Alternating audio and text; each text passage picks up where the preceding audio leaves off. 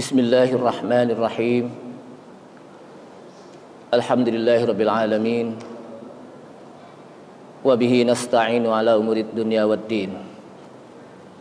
Asyhadu an la ilaha illallah wahdahu la syarikalah, al-malikul haqqul mubin. Wa asyhadu anna Muhammadan abduhu wa rasuluh, shadiqul wa'dil amin. Allahumma salli wa sallim ala nabiyyinal karim Sayyidina Muhammadinil amin wa ala alihi wa sahbihi wa tabi'ihim wa man tabi'ahum bi ihsanin ila yaumiddin. Amma ba'du, qala Allah ta'ala fi kitabihil karim wa huwa asdaqul qailin. Ya ayyuhalladzina amanu taqullaha haqqa tuqatih wa la tamutunna illa wa antum muslimun. Ya ayyuhalladzina amanu taqullaha wa qulu qawlan sadida yuslih lakum a'malakum wa yaghfir lakum dhunubakum. Wa may yuti'illaha wa rasulahu faqad faza fawzan 'azima. Wa qala Rasulullah sallallahu alaihi wasallam, fa inna asdaqal hadithi kitabullahi ta'ala wa khairal hadi hadi Muhammadin sallallahu alaihi wasallam wa syarral umuri muhdatsatuha wa kullu muhdatsatin bid'ah wa kullu bid'atin dhalalah wa kullu dhalalatin finnar. Ma'asyiral muslimin wal muslimat, ibu bapak hadirin hadirat sekalian, rahimani Allah wa rahimakum, yang mudah-mudahan Allah Subhanahu wa taala senantiasa melimpahkan rahmat kepada kita sekalian. Kita awali dengan memanjatkan puji syukur kita kepada Allah Subhanahu wa taala yang telah begitu banyak memberikan nikmat-nikmatnya kepada kita sekalian. Nikmat yang kalau kita hitung dari mulai kita hidup sampai wallahu alam sampai kita meninggal nanti, begitu banyak nikmat-nikmat yang diberikan oleh Allah Subhanahu wa taala. Bahkan dimulai juga kalau hari ini dari mulai kita bangun tidur sampai kita tidur lagi ntar malam, itu pun belum tentu kita bisa menghitung nikmat Allah Subhanahu wa taala, apalagi dari awal kita hidup. Nah, dengan nikmat yang begitu banyak, maka nikmat iman dan Islam merupakan nikmat yang paling utama dalam kehidupan kita. Nikmat hidayah, nikmat taufik, nikmat Islam di atas sunnah, itu merupakan nikmat yang paling utama dalam kehidupan kita. Karena nikmat-nikmat inilah yang akan bisa membawa kita untuk masuk ke dalam surga Allah Subhanahu wa taala. Salawat serta salam tak lupa kita sampaikan kepada Nabi kita, Nabi Muhammad sallallahu alaihi wasallam, beserta para keluarganya, para sahabatnya, para pengikutnya yang senantiasa istiqamah di dalam menjalankan sunnah-sunnah Rasulullah sallallahu alaihi wasallam. Ma'asyiral muslimin wal muslimat, a'azzani Allah wa iyyakum, kaum muslimin dan muslimat yang mudah-mudahan dimuliakan Allah Subhanahu wa taala. Salah satu kewajiban kita sebagai seorang muslim adalah bagaimana kita membentengi keimanan kita kepada Allah Subhanahu wa taala. Karena saya katakan tadi di awal bahwa nikmat yang paling utama adalah nikmat iman. Karena nikmat iman ini nikmat yang akan bisa membawa kita untuk masuk ke dalam surga Allah Subhanahu wa taala. Sehingga kewajiban kita adalah bagaimana kita membentengi keimanan kita kepada Allah Subhanahu wa taala. Jangan sampai iman kita ini rusak. Jangan sampai iman kita ini terkena dengan penyakit-penyakit yang bisa merusak akidah kita. Maka Allah Subhanahu wa taala di dalam Al-Qur'an mengingatkan kepada kita, ya ayyuhalladzina amanu taqullaha haqqa tuqatih wa la tamutunna illa wa antum muslimun. Hai orang-orang yang beriman. Diawali dengan panggilan orang-orang yang beriman. Dan kita termasuk bagian dari orang yang beriman. Artinya ayat ini juga memanggil diri kita, karena kita adalah orang-orang beriman. Apa yang Allah Subhanahu wa taala ingin katakan, dan setiap Allah Subhanahu wa taala memanggil kepada orang-orang yang beriman di dalam Al-Qur'an, pasti di sana ada satu hal yang sangat penting yang ingin Allah Subhanahu wa taala sampaikan. Dan kita orang-orang yang beriman hendaknya memperhatikan panggilan Allah Subhanahu wa taala di dalam Al-Qur'an. Kata Allah Subhanahu wa taala, ittaqullaha haqqa tuqatih. Bertakwalah kita dengan sebenar-benar takwa. Kalau kita bertakwa, maka takwanya itu harus benar, bukan hanya sekedar diucapkan dengan lidah kita. Kenapa? Karena berapa banyak orang yang mengaku menjadi orang yang bertakwa, atau hanya sebatas diucapkan, kami pertama bertakwa kepada Tuhan yang Maha Esa, kan begitu biasanya, cuma sekedar ucapan, tapi tidak dilaksanakan. Maka Allah SWT mengatakan, ittaqullaha haqqa tuqatih. Bertakwalah kita kepada Allah Subhanahu wa taala dengan sebenar-benar takwa.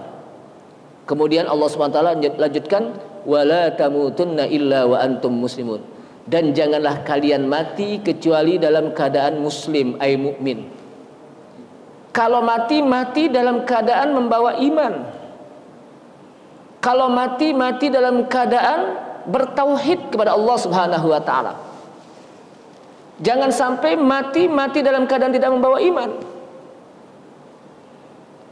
Sebab orang yang mati dalam keadaan tidak membawa iman, dalam keadaan tidak bertauhid kepada Allah Subhanahu wa taala, tidak ada harapan baginya untuk masuk ke dalam surga Allah Subhanahu wa taala. Karena untuk masuk ke dalam surga Allah Subhanahu wa taala itu modalnya harus didasarkan dengan iman kepada Allah Subhanahu wa taala. Apa saja? Termasuk puasa. Puasa kan Rasulullah SAW mengatakan, man shoma ramadhana imanan wahtisaban ghufira lahu ma taqaddama min dzambi. Barang siapa yang berpuasa di bulan Ramadan, bukan di bulan-bulan lain. Rasulullah SAW menyebutkan bulannya, man shoma ramadhana. Barang siapa yang berpuasa di bulan Ramadan imanan wahtisaban, puasanya didasarkan dengan iman dan ihtisab. Ihtisab itu mengharapkan pahala dari Allah Subhanahu wa taala. Orang yang seperti ini, kata Rasulullah SAW, ghufira lahu ma taqaddama min dzambi. Orang tersebut akan diampuni dosa-dosanya yang telah lalu. Hadis lain juga mengatakan, man qoma ramadhana. Barang siapa yang qiyamul lail, menghidupkan malam-malam Ramadan, menghidupkan malam-malam Ramadan imanan wahtisaban, dengan dasar iman dan mengharapkan pahala dari Allah Subhanahu wa taala, ghufira lahu ma taqaddama min dzambi. Orang tersebut akan diampuni dosa-dosanya yang telah lalu. Bahkan ayat-ayat Al-Qur'an juga jelas menjelaskan tentang orang-orang yang ketika Allah sebutkan untuk bisa masuk surga, maka Allah Subhanahu wa taala mengatakan, innal ladzina amanu wa 'amilus sholihati lahum ajrun ghairu mamnun. Sesungguhnya orang-orang yang beriman dan beramal soleh, bagi mereka nikmat pahala yang tidak terputus-putus. Atau dalam ayat lain, illal ladzina amanu wa 'amilus sholihati lahum ajrun ghairu mamnun. Kecuali orang-orang yang beriman dan beramal soleh, lahum ajrun ghairu mamnun, maka bagi mereka pahala yang tidak pernah terputus-putus.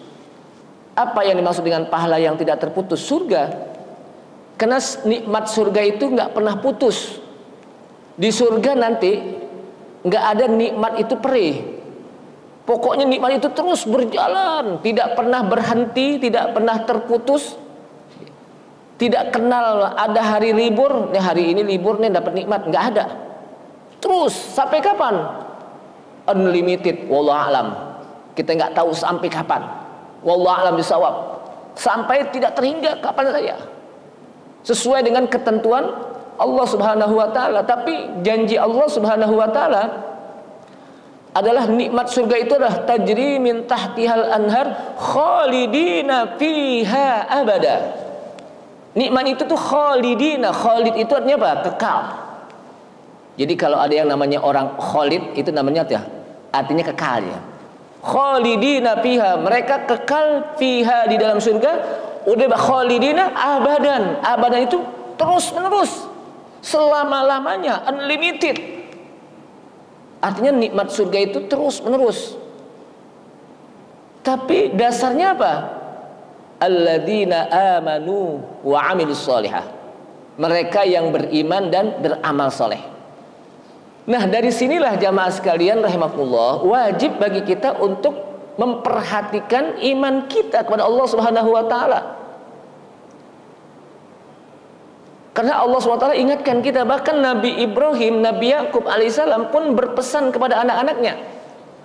Wa wassa biha Ibrahim banihi wa Yaqub ya baniya inna Allah astafa lakumud din fala tamutunna illa wa antum muslimun.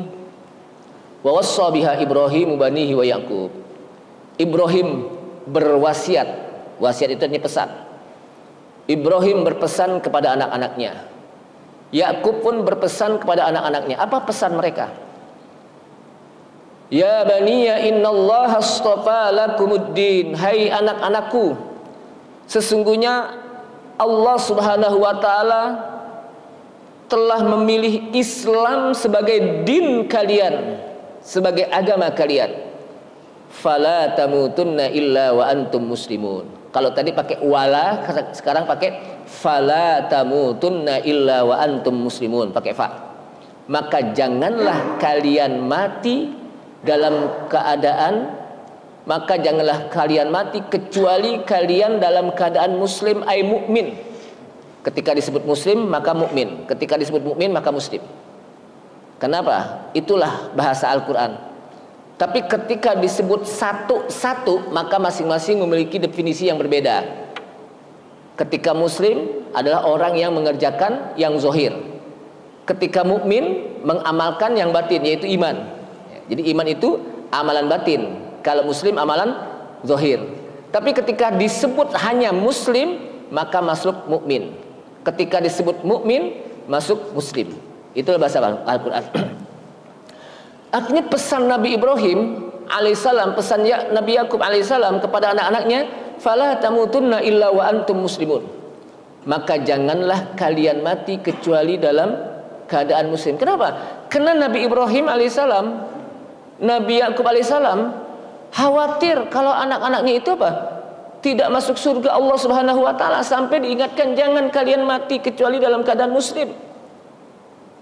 Nah, sekarang yang saya tanya, kira-kira pernahkah kita berpesan kepada anak-anak kita agar kita mati dalam keadaan muslim? Pertahankan iman, pertahankan akidah. Kenapa? Karena ini penting. Nah, untuk bisa mempertahankan iman, maka kita harus tahu definisi iman. Apa itu definisi iman? Batasan iman. Iman itu sebetulnya kalau dari sisi lughatan, dari sisi bahasa adalah at-tasdiq, membenarkan. Jadi iman itu membenarkan. Artinya apa? Kita membenarkan adanya Allah Subhanahu wa taala, meyakini adanya Allah Subhanahu wa taala, itu iman. Secara terminologi, secara syar'i, iman itu adalah takrirun bil lisan wa tasdiqun bil qalbi wa amalun bil arkan yazidu bit ta'ah wa yankusu bil ma'siyah. Itu iman. Iman itu kata para ulama Ahlus Sunnah wal Jamaah, iman itu adalah takrirun bil lisan, diucapkan dengan lidah.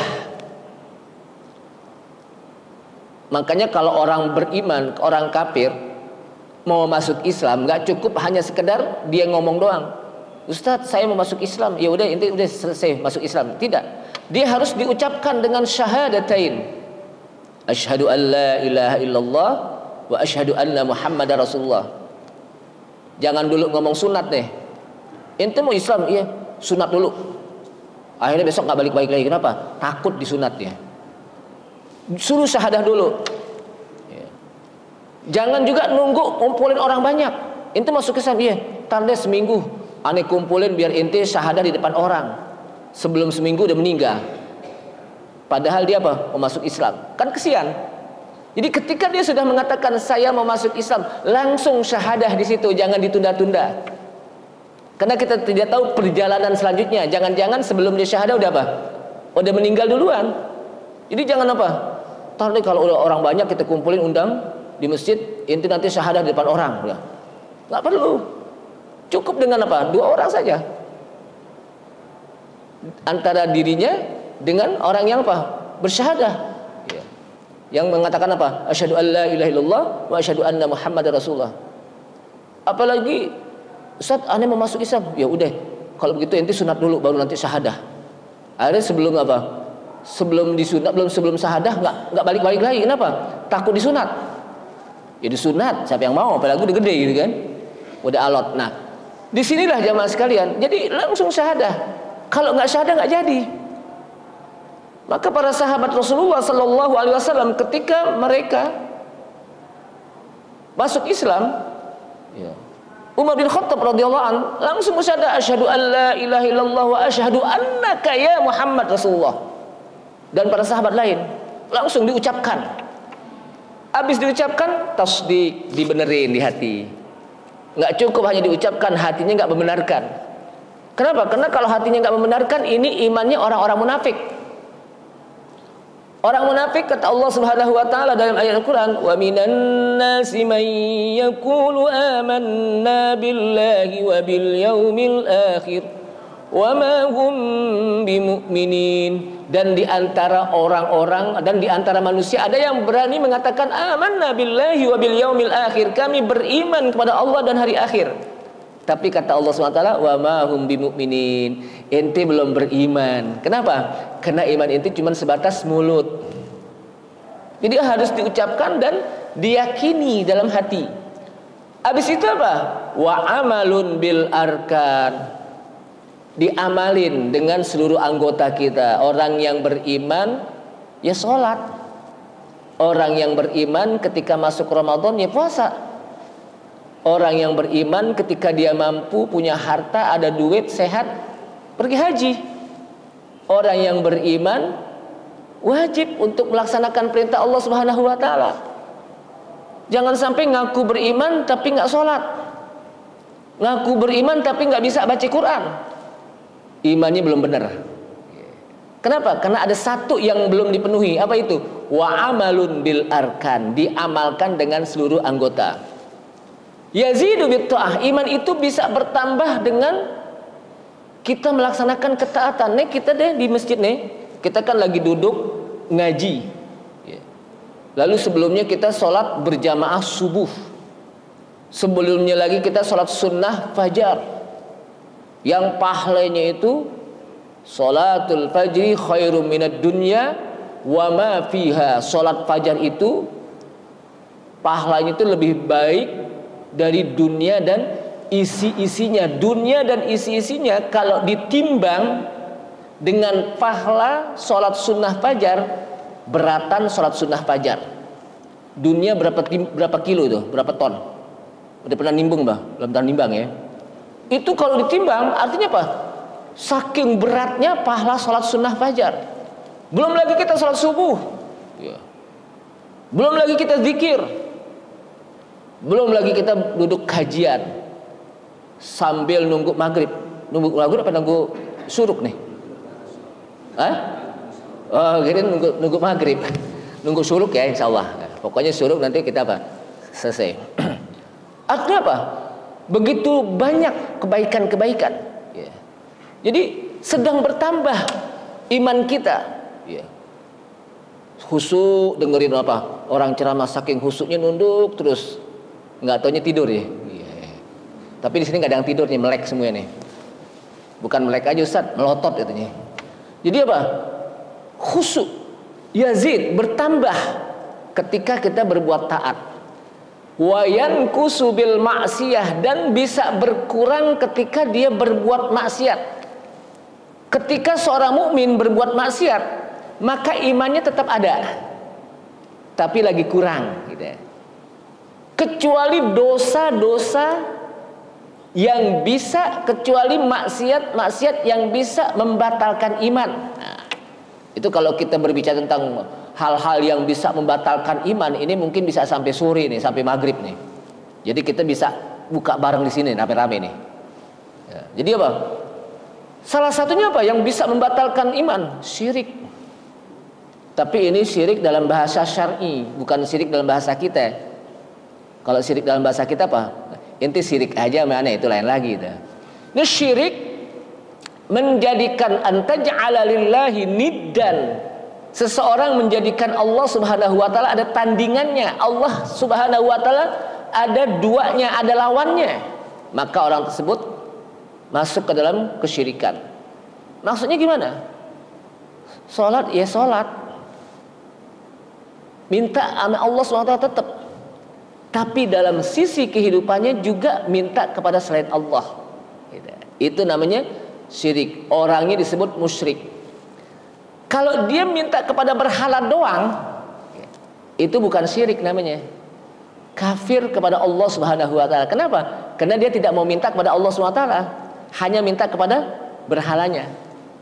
Tapi ketika dia minta kepada Allah Subhanahu wa taala, tapi juga dalam sisi lain juga minta kepada selain Allah Subhanahu wa taala, maka dia disebut orang yang musyrik, menjadikan Allah Subhanahu wa taala ada tandingannya. Makanya kesyirikan ini itu bisa terjatuh kepada kaum muslimin, bukan kepada orang kafir. Orang kafir jelas dikufur karena dia sudah mengingkari apa? Allah Subhanahu wa taala. Tapi kesyirikan itu bisa terjatuh kepada kaum muslimin. Kenapa? Karena dia menduakan Allah Subhanahu wa taala. Minta kepada Allah Subhanahu wa taala. Tapi dalam sisi lain sering datang ke dukun yang namanya sekarang macam-macam. Apakah orang yang enggak normal, bukan paranormal, orang enggak normal. Apakah datang kepada orang yang enggak pinter, bukan orang pinter. Ya dukun orang pintar dia, nggak pintar dia. Apakah datang ke orang-orang yang dianggap mampu untuk tahu masa depan manusia? Dia minta, tolong saya ini kalau dagang kayaknya kurang laku. Apalagi sekarang mau lebaran nih. Tolong biar dagangan saya laku, gimana caranya? Waduh. Akhirnya kata dukun, ente minggu depan balik lagi bawa beras 3 karung. Bawa duit 3 juta. Akhirnya yang kaya bukan dia. Yang kaya siapa? Dukun, dibodohin dia. Makanya orang yang melakukan syirik pada Allah Subhanahu wa taala, dia tidak percaya terhadap Allah Subhanahu wa taala. Dia ragu terhadap Allah Subhanahu wa taala, itu orang yang syirik. Kenapa? Karena masih minta kepada yang lain selain Allah Subhanahu wa taala. Jadi dia ragu terhadap Allah Subhanahu wa taala, padahal Allah adalah Ar-Razzaq. Allah Subhanahu wa taala Ar-Razzaq, Maha pemberi rezeki. Allah Ar-Rahim, Maha pengasih. Maka di sini apa? Jadi iman itu bisa bertambah ketika kita berbuat taat. Nah, di masjid. Dan bisa berkurang ketika berbuat maksiat. Jadi ketika seorang berbuat maksiat nggak hilang imannya, tetap ada, tapi sedang turun. Kecuali hal-hal yang bisa membatalkan iman. Tadi salah satunya apa? Berbuat syirik. Jamaah sekalian, nah sekarang kita berbicara tentang syirik. Apa syirik? Ja'lu syarikin lillahi ta'ala fi rububiyatihi wa uluhiyatihi wa asma'ihi wa sifatihi. Ini. Jadi syirik itu adalah menjadikan tandingan Allah Subhanahu wa taala dalam sisi rububiyah dan dalam sisi uluhiyah. Rububiyah. Nah, sekarang saya tanya, apa sih yang disebut dengan tauhid rububiyah? Dan apa yang disebut dengan tauhid uluhiyah? Masih ada yang ingat? Wah, saya nggak bisa beli reward nih, kasih reward nih. Pokoknya yang jawab sukarela aja deh. Saya nggak bawa reward soalnya nih. Tauhid rububiyah adalah tauhid di mana seseorang wajib meyakini bahwa semua jagat raya, alam ini, makhluk ini yang menciptakan siapa? Hanya Allah Subhanahu wa taala. Termasuk diri kita yang menciptakan Allah Subhanahu wa taala, semua, nggak ada yang terkecuali. Semua alam. Maka apa yang disebut dengan alam? Alam ini bukan hanya ilmu pengetahuan alam, ya, bukan itu. Alam itu makhluk yang diciptakan. Berarti yang disebut alam itu adalah kullu maujudin siwallah. Setiap yang ada selain Allah itu alam. Berarti Allah Subhanahu wa taala bukan apa? Bukan alam. Allah Subhanahu wa taala yang menciptakan alam. Ya. Jadi semua yang ada di dunia ini, di jagat raya ini, hanya Allah yang menciptakan. Itu namanya tauhid rububiyah. Ada lagi tauhid uluhiyah. Nah, kita belajar tauhid karena sengaja di beberapa tempat saya kadang-kadang berbicara tentang ini. Kenapa? Karena ini adalah ilmu yang pokok pondasi. Ilmu yang pokok pondasi. Ya. Karena inilah ilmu yang memperkuat sholat kita, haji kita, puasa kita. Kalau pondasinya nggak kuat, ya sholatnya tewas, puasanya juga tewas. Kenapa? Pondasinya, imannya nggak kuat. Makanya penting. Jadi apa itu tauhid uluhiyah? Tauhid uluhiyah itu adalah tauhid di mana wajib bagi kita untuk beribadah hanya kepada Allah SWT. Jadi wajib bagi kita untuk beribadah hanya kepada Allah Subhanahu wa taala. Tapi kalau rububiyah, bahwa yang menciptakan alam ini hanya Allah. Nah, kalau ada orang yang meyakini bahwa ada satu ciptaan atau ketentuan takdir selain Allah, itu nggak boleh. Contohnya gini, ada orang-orang zaman dulu, bukan zaman sekarang nih. Kalau zaman sekarang udah pada pinter-pinter. Kalau nyari koran atau majalah itu yang dicari apa kata bintang Anda. Ini yang senyum-senyum pernah ngeliat pernah praktek. Itu kalau nyari majalah di belakang itu, apa kata bintang Anda. Pas dibaca umpamanya, oh saya di bulan Juli lahir, Cancer. Disebutkan di situ asmara indah, rezeki seret umpamanya. Wah, pantes rezeki saya lagi seret saat ini. Kenapa? Ini kata bintang begini. Ya. Nah, dia berarti percaya kepada bintang. Nah, ini yang namanya apa? Bintang zodiak. Yang kepercayaan ini kan dipegang oleh orang-orang Yunani, di mana orang-orang Yunani meyakini bahwa ada kehidupan manusia yang ditentukan oleh letaknya bintang. Bintang, gitu. Ya, maka ada dikenal apa? Dewa bintang, gitu. Jadi kehidupan manusia itu ditentukan oleh bintang. Ini nggak boleh. Berarti ada ketentuan lain selain ketentuan apa? Allah Subhanahu wa taala. Ya. Apa kata bintang ada? Kan itu bintang zodiak, apakah itu Libra, Cancer, Gemini, Aries, ada lagi ya, macam-macam lah itu. Virgo. Itu apa? Bintang-bintang yang menjelaskan tentang nasib manusia. Kalau dia percaya, hati-hati, bisa terjerumus kepada kesyirikan. Nggak ada hubungannya antara kehidupan manusia dengan bintang. Kehidupan manusia itu ditentukan semuanya oleh Allah Subhanahu wa taala. Sejak Allah Subhanahu wa taala ciptakan apa? Sebelum Allah Subhanahu wa taala ciptakan langit dan bumi 50 ribu tahun sebelumnya, itu sudah ditentukan nasib manusia. Jadi apa? Nggak boleh kita percaya. Artinya apa? Kalau percaya berarti ada satu ketentuan makhluk yang ada di dunia ini yang selain ketentuan Allah SWT. Berarti dia menyekutukan Allah dalam sisi rububiyah. Dalam sisi apa? Rububiyah. Kalau dalam sisi uluhiyah, dia beribadah kepada Allah SWT. Tapi dalam sisi lain, datang ke dukun. Nah, ini apa? Dalam sisi uluhiyah. Nah, itu nggak boleh. Nah, kebanyakan orang terperosok ke dalam syirik uluhiyah. Banyakan. Kalau dalam sisi rububiyah, iblis pun ngaku kalau dia yang ciptakan siapa? Allah Subhanahu wa taala. Iblis ngaku. Ketika iblis diperintah, para malaikat diperintahkan untuk bersujud kepada Adam, Wa idz qulna lil malaikati isjudu li Adama fasajadu illa iblis. Dan ingatlah ketika kami katakan kepada malaikat usjudu li Adam, sujudlah kalian kepada Adam. Yang dimaksud dengan sujud di sini adalah bukan sujud sebagaimana kita sholat kepada Allah SWT, tapi maksudnya al-ihtiram, menghormat, at-tahiyah. Ya, ini dijelaskan oleh para ulama tafsir. Jadi jangan sampai sebagaimana yang disampaikan oleh orang-orang liberal, kalau gitu imannya iblis lebih apa? Kuat dari apa?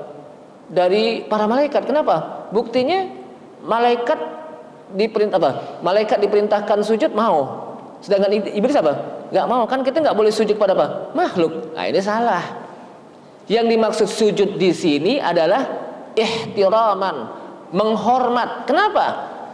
Karena Nabi Adam memiliki ilmu di mana Allah SWT memerintahkan agar menghormat kepada orang yang berilmu. Yaitu siapa? Nabi Adam. Kecuali iblis, aba wastakbaro, dia nggak mau dan dia sombong.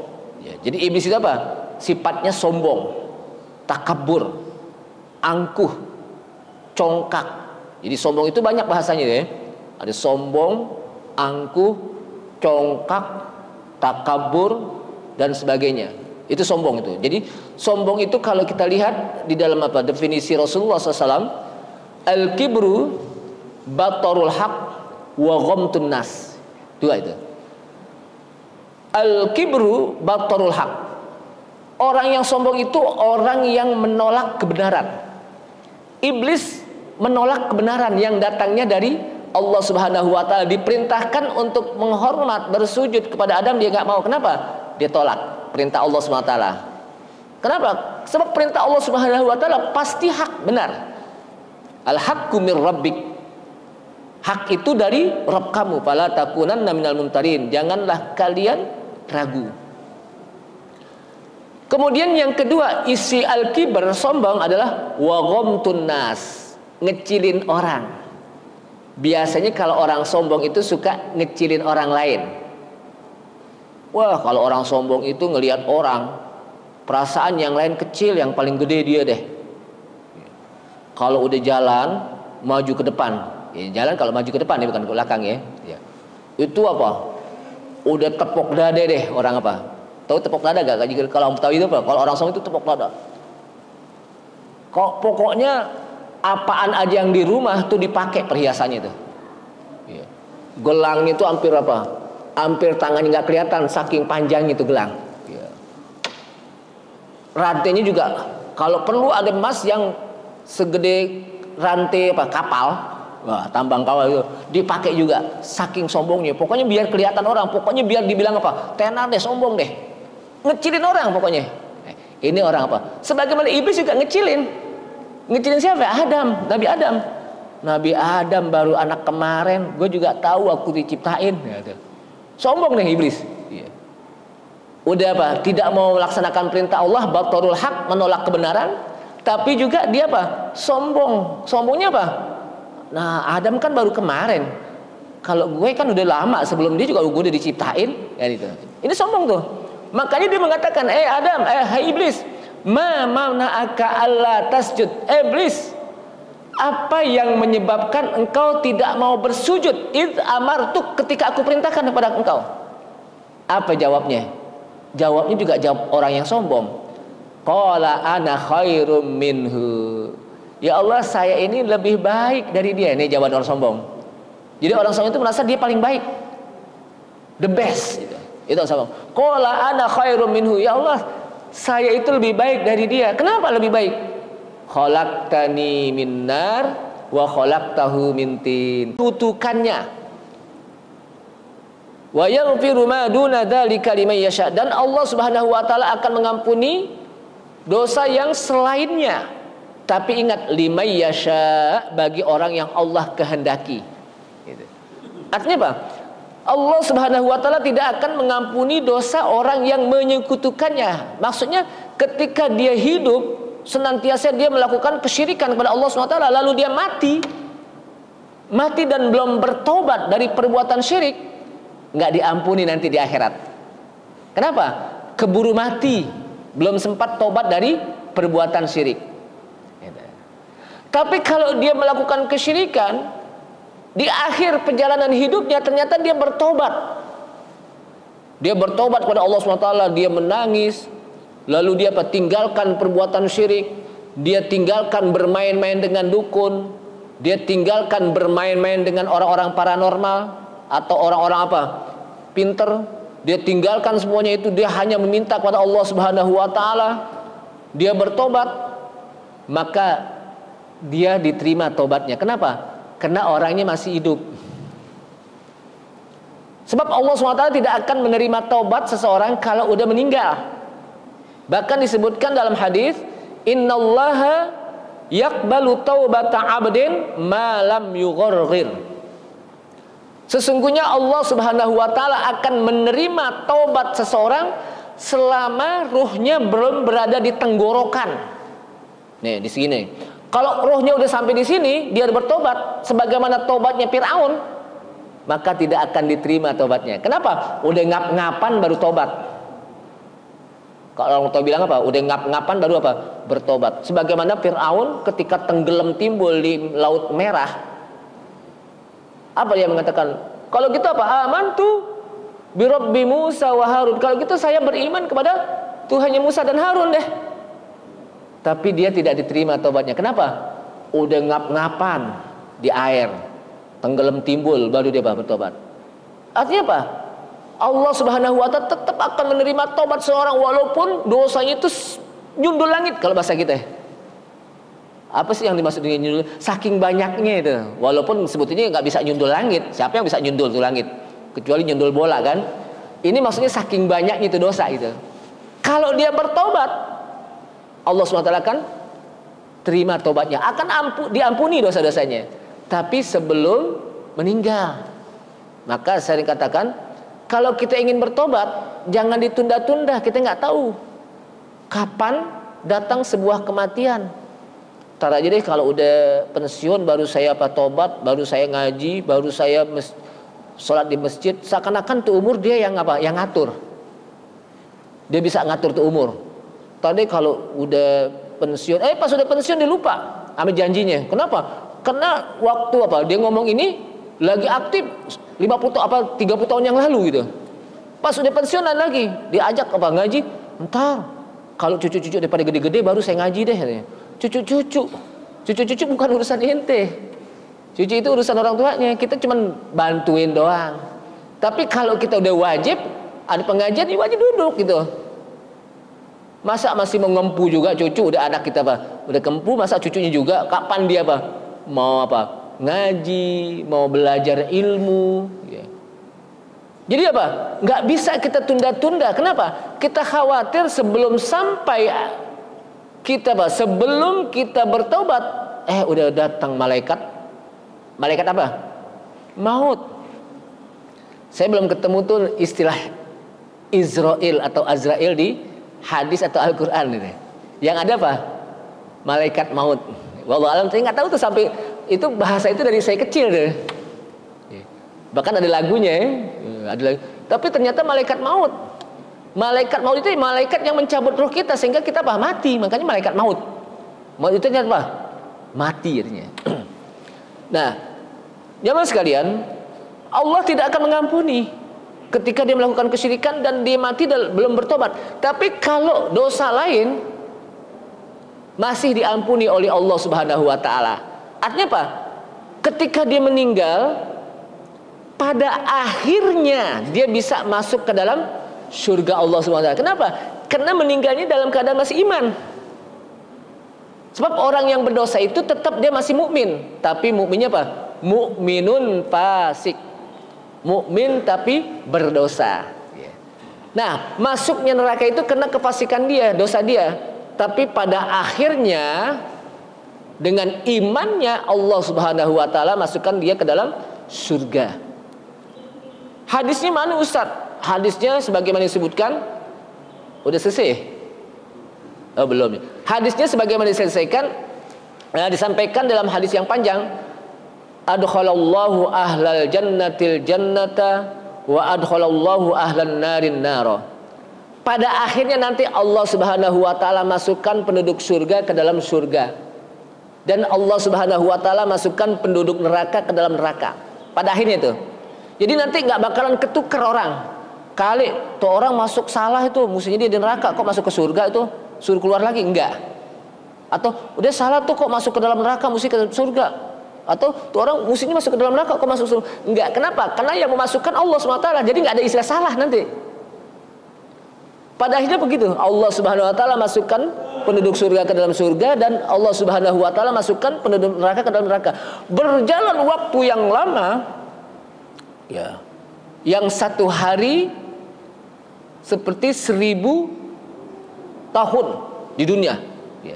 Kemudian Allah bertanya kepada malaikat yang ada di neraka, malaikat, hal wajadtum ahadan finnari lahu imanun walau dzarrah.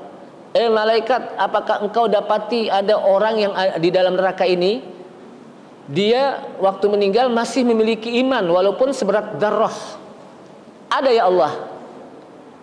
Kata Allah SWT, akhrijuhum minan nar, keluarkan dia dari neraka. Wa adkhiluhum ila nahril hayawan, kemudian masukkan dia ke dalam sungai kehidupan. Wa adkhiluhum ilal jannah, kemudian masukkan dia ke dalam surga. Artinya apa? Dengan imannya itu, iman itu akan memberikan syafaat kepadanya untuk bisa dikeluarkan dari neraka dan dimasukkan ke dalam surga. Walaupun kata para ulama, ketika masuk surga masih ada tanda mantan. Wah, ini tuh orang apa? Mantan nih, mantan neraka nih. Tapi pada akhirnya tanda itu hilang. Artinya apa? Pada akhirnya dia bisa masuk ke dalam surga dengan imannya. Tapi kalau dia mati dalam keadaan tidak beriman karena kesyirikan yang belum dia taubati, nggak ada harapan. Makanya di sini saya katakan pentingnya kita untuk membentengi, menjaga tauhid kita kepada Allah Subhanahu wa taala. Terakhir Allah Subhanahu wa taala, ya, sanksi dampak orang yang melakukan kesyirikan. Terakhir, innallaha harrama alaihimul jannah. Allah Subhanahu wa taala mengharamkan bagi orang-orang yang melakukan kesyirikan kepadanya untuk masuk ke dalam surganya. Bayangkan, haramkan.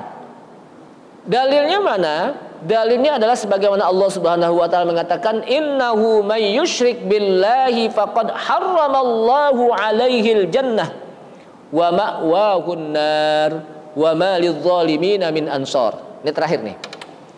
Sesungguhnya orang-orang yang menyekutukan Allah Subhanahu wa taala, faqad harramallahu alaihil jannah, sungguh Allah Subhanahu wa taala telah haramkan baginya untuk masuk ke dalam surganya. Bayangkan, orang-orang yang menyekutukan Allah Subhanahu wa taala, Allah Subhanahu wa taala haramkan baginya masuk ke dalam surga. Kalau Allah Subhanahu wa taala haramkan berarti apa?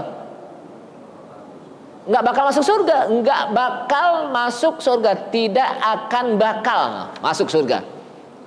Sementara di akhirat cuma 2 tempat. Kalau dia nggak masuk surga berarti di mana dia? Ya di neraka. Nggak mungkin. Aneh sih nanti nggak mau masuk surga, nggak mau masuk neraka. Ente mau di mana ente? Orang cuma 2 tempat itu. Kalau diharamkan tidak akan masuk surga, orang tersebut apa? Tidak akan masuk surga selama-lamanya. Wa ma'wahun nar, dan tempatnya di neraka. Wa ma lidzalimina min ansor, dan tidaklah bagi orang yang berbuat zalim nanti di akhirat mendapatkan pertolongan. Kenapa? Karena syirik adalah perbuatan yang sangat zalim. Nah, oleh karena itulah jamaah sekalian rahimakumullah, melalui kajian subuh ini, mari sudah mulai kita menata tauhid kita, iman kita kepada Allah SWT. Kita bentengi, kita ingatkan anak-anak kita agar mereka belajar iman, belajar tauhid, ilmu tauhid. Dia belajar sholat, belajar baca Al-Quran, ngaji, wajib. Tapi belajar tentang ilmu akidah, ilmu tauhid pun apa? Wajib. Nah, oleh karena itulah melalui Ramadan ini mudah-mudahan Allah SWT senantiasa memberikan kekuatan iman Islam kita. Mudah-mudahan diberikan juga kekuatan fisik kita agar kita bisa melaksanakan kewajiban kita di bulan Ramadan. Siangnya kita berpuasa, malamnya kita beribadah dengan menghidupkan malam-malam Ramadan. Kita salat qiyamul lail dan kita memperbanyak baca Al-Quran di bulan Ramadan. Mudah-mudahan dengan Ramadan ini Allah Subhanahu wa taala ampuni dosa-dosa kita, dan mudah-mudahan juga sebagaimana hadis mengatakan bahwa kita juga mudah-mudahan dimerdekakan dari api neraka di bulan Ramadan ini. Ini saja, kita tutup dengan kafaratul majlis. Subhanakallahumma bihamdika asyhadu an la ilaha illa anta astaghfiruka wa atubu ilaik. Wassalamualaikum warahmatullahi wabarakatuh.